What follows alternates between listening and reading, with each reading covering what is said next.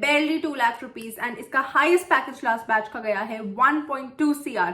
हम बात कर रहे हैं FMS की, जिसके एप्लीकेशंस क्लोज होने वाले हैं on 22 November. Now that CAT को एक हफ्ता भी नहीं रह गया है, your exam is on 24 November. बहुत बच्चे इस एप्लीकेशन को मिस ना कर दें, इसलिए आई एम रिमाइंडिंग यू, इसके एप्लीकेशंस कैट से पहले क्लोज हो जाएंगे। Hello everyone, welcome back to my channel, this is Ashita. हम बात कर रहे हैं आज इस इंपॉर्टेंट कॉलेज के एप्लीकेशन फॉर्म की एंड इसको भरने की कुछ last minute reminders and tips which can help you stitch your best story. इस एप्लीकेशन का एक खास बात है, सिलेक्शन क्राइटेरिया का एक बहुत बड़ा चंक डिपेंड करता है आपके SOP पे एंड इसका character limit is only 1000 characters. Character से मेरा मतलब वर्ड्स नहीं है। Please do not waste your time writing very long SOPs। बहुत बच्चों ने अपना टाइम वेस्ट करा है जब उन्हें बाद में पता चला है कि इसके SOP 1000 कैरेक्टर्स के हैं। इससे मैक्स करीब आपका आधी पेज का ये SOP लिखा जाएगा, which is approximately 7 to 8 lines. ये बन जाएंगे आपके एप्लीकेशन का 10% deciding factor. I was getting a lot of questions on how to write the SOP and how to bring out your story in just 1000 characters. Catch यही होता है यार, जब हमारे पास बहुत सारी फ्री स्पेस होती है, वर्ड लिमिट होती है, we can go on endlessly about a story. Crunch जब लग जाता है, हमें अपनी बात को कंसाइज करना पड़ता है और फिर भी उसको एक इतने कॉम्प्रिहेंसिव तरीके में बताना पड़ता है कि सामने वाला हमारी स्टोरी से बहुत इंप्रेस हो जाए।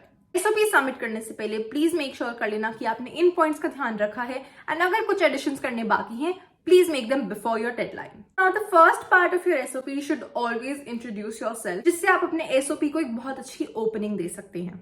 For example, मुझे याद है जब मैंने अपना ISB का SOP लिखा था, then my opening statement was that I come from a big family of 14 people, where all generations have only been involved in the family business, and I would be the first generation working professional. So you see, this gets your interviewer interested in knowing you better. Do not start your SOPs in the standard introduction format that I am Ashita, I'm from an engineering background. I would prefer not to start my application that way. I should talk about what are your interests and what have you done so far academically and a little about your extracurriculars. इसमें if you have some achievement or some academic allocate that you can mention here, then please make sure that you don't forget. For example, if you're a fresher, then you can definitely mention that for the last 8 years, you've had a stellar academic record where you stand in the top 10% of your class. If you're not a fresher but a working professional, you should definitely mention a little about your line of work. आपका professional experience अब तक क्या रहा है, किस industry में रहा है, वो आपको जरूर मेंशन करना चाहिए। Example, you can mention that I have dealt with 5 different industry clients over a span of 2 years of my consulting career. Then you should come to the main point, that why do you want to do an MBA and why are you choosing FMS as your dream B school?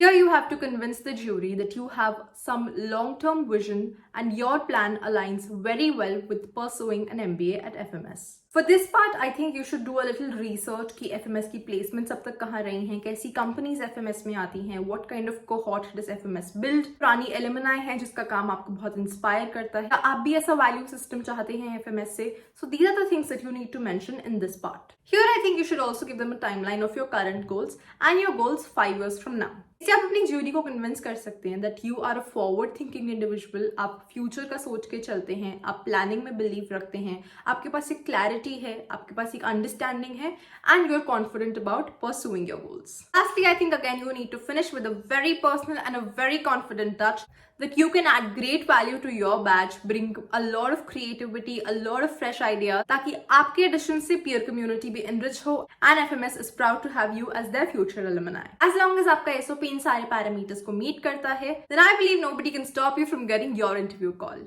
Another part of the FMS application जो standard procedure से थोड़ा सा अलग है, वो है जहाँ पे हमको अपने एक्स्ट्रा करिकुलर्स एंड अचीवमेंट्स के बारे में बात करनी होती है। इवेंट क्या था, आपका रोल क्या था एंड आपकी अचीवमेंट क्या थी। Once you have a list of let's say 8 to 10 things, उसमें से आप शॉर्टलिस्ट कर सकते हैं कि ऐसे कौन से टॉप पॉइंट्स हैं जो आप अपनी एप्लीकेशन पर दिखाना चाहते हैं, ताकि जल्दबाजी में आप कोई भी इंपॉर्टेंट पॉइंट मिस ना कर दें। Another thing to keep in mind is, जो भी राइटअप अपने एप्लीकेशन में सबमिट कर रहे हैं, please keep a copy of it somewhere. या तो उसका फोटो स्टैट निकाल के रख लो या उसको कॉपी पेस्ट करके अपने क्लिपबोर्ड या नोटपैड में रख लो, because when your interview takes place, आपका इंटरव्यूअर इसी फॉर्म को पढ़ेगा।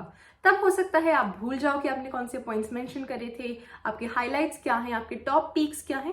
सो for future reference please make sure to keep a copy of this. So make sure कि आप स्टार्टिंग से ही अपने वर्ड लिमिट को ध्यान में रख रहे हैं, उन कैरेक्टर्स को फॉलो कर रहे हैं and you bringing out your best side in your application. तो मेरी तरफ से थी ये सारी tips. Please make sure timely form भर दें, नो मैटर आपका कैट का स्कोर कैसा आता है, ये एक ऐसी अपॉर्चुनिटी है जो किसी को भी मिस नहीं करनी चाहिए. And if luck is in your favour then nothing can stop you. Now I will see you in the next video. Till then take care, bye bye, keep working hard.